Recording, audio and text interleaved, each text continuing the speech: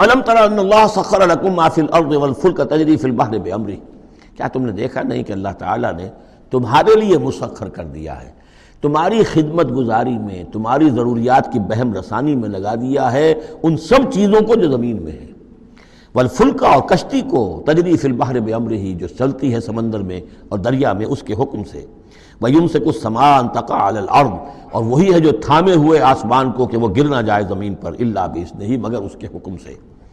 ان اللہ بالناس لرؤوف الرحیم، یقیناً اللہ تعالیٰ انسانوں کے حق میں بہت ہی شفیق ہے، نرمی کرنے والا ہے اور مہربان ہے۔ وَهُوَ الَّذِي أَحْيَاكُمْ، وہی ہے جس نے تمہیں زندہ کیا، یعنی پہلے تم مردہ تھے۔ سورہ بقرہ میں بھی آیت آپ دیکھ چکے ہیں، بالکل اس کے ہم وزن آ رہی ہے، کیف تکفرون باللہ وکنتم امواتا فاحیاکم ثم یمیتکم ثم یحییکم ثم الیہ ترجعون۔ اب یہاں صرف یہ کہ کنتم امواتا کے الفاظ کو دوبارہ نہیں لائے، هو الذی احیاکم ثم یمیتکم ثم یحییکم، تم مردہ تھے پھر تمہیں زندہ کیا، پھر تمہیں موت دے گا پھر زندہ کرے گا۔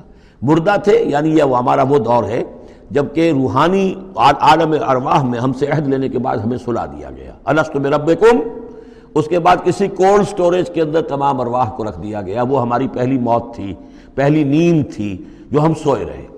اس کے بعد جاگے ہیں تو اس عالم خلق کے اندر کسی رحم مادر کے اندر وہ روح جو ہے وہ لا کر ایک جنین کے ساتھ جوڑ دی گئی، یہ ہمارا احیاء اول ہو گیا۔ اس کے بعد پھر یہاں ہم رہیں گے تو یہ زندگی ہے دوسری، اور اس کے بعد جب موت ہوگی تو احیاء یہ اماتہ ثانی ہو جائے گا، پھر اللہ اٹھائے گا بعد بعد الموت، وہ احیاء ثانی ہو جائے گا۔ یہ سورہ غافر میں مضمون آئے گا، اس کا کلائمیکس جو ہے سورہ غافر میں ہے۔ وَهُوَ الَّذِي أَحْيَاكُمْ ثُمَّ يُمِيتُكُمْ ثُمَّ يُحْيِيكُمْ إِنَّ الْإِنسَانَ لَكَفُورٌ، یقیناً انسان جو ہے وہ ناشکرا ہے۔ لِكُلِّ أُمَّةٍ جَعَلْنَا مَنْسَكًا هُمْ نَاسِكُوهُ، ہم نے ہر امت کے لیے ان کے قربانی کے طریقے، طور طریقے، عبادات کے آداب ہم نے مقرر کر دیے ہیں جو اس کی پیروی کرتے ہیں۔ فَلَا يُنَازِعُنَّكَ فِي الْأَمْرِ، تو انہیں آپ سے جھگڑنا نہیں چاہیے، یعنی یہ کہ اگر یہود کے ہاں کوئی اور طریقے تھے قربانی کے تو اور یہاں بنی اسماعیل کے لیے ہم نے کچھ اور مقرر کیے، مسلمانوں کو اب کچھ اور طریقے ہم بتا رہے ہیں، تو اس میں کوئی حرج نہیں ہے، اس میں جھگڑنے کی ضرورت بات نہیں۔ یہ پہلے پڑھ چکے ہیں اسی صورت میں کہ ہم نے ہر امت کے لیے منسک مقرر کیے ہیں۔ وَلِكُلِّ أُمَّةٍ جَعَلْنَا مَنْسَكًا لِيَذْكُرُوا اسْمَ اللَّهِ عَلَىٰ مَا رَزَقَهُم مِّن بَهِيمَةِ الْأَنْعَامِ فَإِلَٰهُكُمْ إِلَٰهٌ وَاحِدٌ فَلَهُ أَسْلِمُوا وَبَشِّرِ الْمُخْبِتِينَ۔ تو ہر قوم کے لیے، ہر امت کے لیے اللہ تعالیٰ نے قربانی کے قواعد و ضوابط بنائے، تو وہ اس کی پیروی کرتے ہیں۔ فَلَا يُنَازِعُنَّكَ فِي الْأَمْرِ، تو انہیں جھگڑنا نہیں چاہیے نبی آپ سے اس معاملے میں۔ وَادْعُ إِلَىٰ رَبِّكَ، اور اپنے رب کی طرف آپ بلاتے رہیے۔ إِنَّكَ لَعَلَىٰ هُدًى مُسْتَقِيمٍ، یقیناً آپ تو ہدایت کے، سیدھی ہدایت کے راستے پر ہیں۔ وَإِن جَادَلُوكَ، اور اگر یہ آپ سے جھگڑیں، فَقُلْ اللَّهُ أَعْلَمُ بِمَا تَعْمَلُونَ، تو کہیے بھئی اللہ کو بہتر معلوم ہے جو آپ کر رہے ہیں، میں جو سمجھتا ہوں حق ہے، جو حق میرے پاس آئے میں اس کی پیروی کر رہا ہوں، آپ اگر اپنی جگہ سمجھتے ہیں کہ آپ زیادہ حق پر ہیں تو ٹھیک ہے، آپ جانیں، آپ کا رب جانے۔ اللہ یحکم بینکم یوم القیامہ، اللہ فیصلہ کر دے گا تمہارے مابین قیامت کے دن، فیما کنتم فیہ تختلفون، ان تمام چیزوں کے بارے میں جس میں تم اختلاف کرتے رہے تھے۔ الم تعلم ان اللہ یعلم ما فی السماء والارض، کیا تم جانتے نہیں کہ اللہ تعالیٰ جانتا ہے جو کچھ کہ ہے آسمان میں اور زمین میں۔ ان فی ذالک کتاب، اور یہ ایک کتاب میں لکھا ہوا ہے، یہ وہی ام الکتاب ہے، وہی اللہ تعالیٰ کے علم قدیم کی کتاب ہے۔ ان ذالک علی اللہ یسیر، اور یہ چیز اللہ پر بہت آسان ہے، تمہیں مشکل معلوم ہوتا ہے۔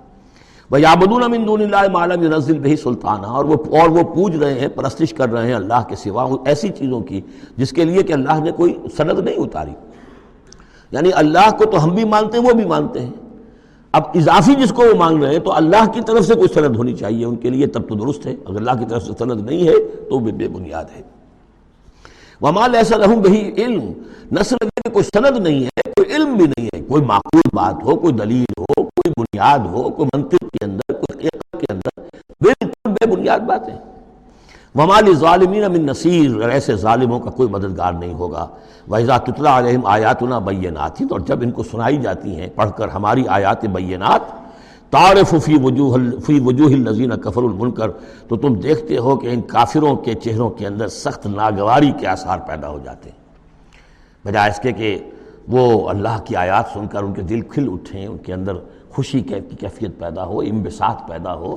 ہمارے رب کا کلام ہے، تعرف فی وجوہ الذین کفروا المنکر، تم دیکھتے ہو بڑی ناگواری کے آثار ہیں، یکادون یسطون بالذین یتلون علیہم آیاتنا، ان قریب ہوتا ہے کہ پل پڑیں گے، وہ حملہ آور ہو جائیں گے کہ کبوٹی کر دیں گے ان کی جو انہیں ہماری آیات پڑھ کر سنا رہے ہیں۔ قل افانبئکم بشر من ذالکم، ان سے کہیے تو کیا میں تمہیں بتاؤں جس قدر تمہیں ناگواری اس وقت ہو رہی ہے، تم پر بڑی سختی بیت رہی ہے اللہ کی آیات جو تمہیں سنائی جا رہی ہیں، کیا اس سے بھی زیادہ بری بات کون سی ہے بتاؤں؟ النار، وہ آگ جس کے کہ تم مستحق ہو رہے ہو اپنے اس کفر اور انکار کی وجہ سے۔